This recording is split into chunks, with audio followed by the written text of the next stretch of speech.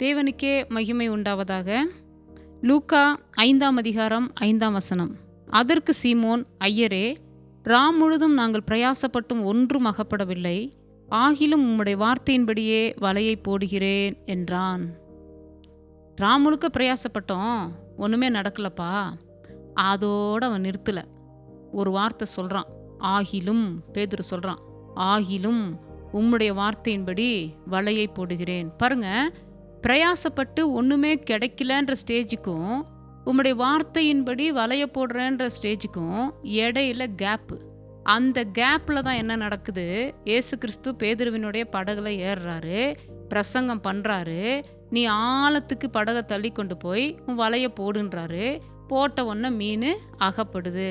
இதுலேருந்து நம்ம என்ன புரிஞ்சுக்கணும் தெரியுங்களா?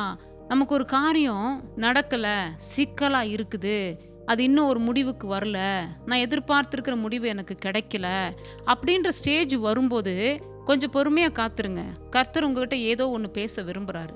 அவர் ஏதோ ஒரு ஆலோசனை சொல்ல விரும்புகிறாரு. நம்ம அதெல்லாம் விட்டுறோம். அந்த ஆலோசனையெல்லாம் யோசிக்கிறதே கிடையாது. அடுத்து நம்ம என்ன செய்யலாம்? இந்த பிரச்சனை இப்படி வந்துருச்சே, நான் இப்படி தானே நினச்சேன், ஆனால் இது ஒன்றுமே இது நடக்கலையே, இப்படி அப்படி நம்ம புலம்ப ஆரம்பிச்சிடுறோம். இல்லைங்க, ஏதோ ஒன்று கர்த்தர், நீங்கள் அவருடைய சமூகத்தில் காத்திருக்கும் போது, இந்த காரியத்தை குறித்து நீங்கள் காத்திருக்கும் போது ஏதோ ஒன்று உங்களுக்குள்ளார அவர் பேச விரும்புகிறார். அப்போ இந்த இடத்துல பேதுரு முழுக்க பிரயாசப்பட்டு ஒன்றுமே அகப்படலை.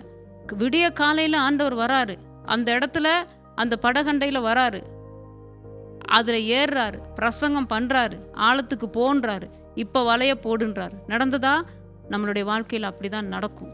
ஆண்டவர் சில காரியங்களை நமக்கு ஆலோசனை சொல்லும்போது, அந்த ஆலோசனைக்கு காத்திருந்து நம்ம ஏற்றுக்கொள்ளும் போது 2 படகு நிறைய மீன்கள் அங்கு கிடைத்தது போல நமக்கு ரெட்டிப்பான ஆசீர்வாதத்தை தேவன் கொடுப்பார். ஆமேன்.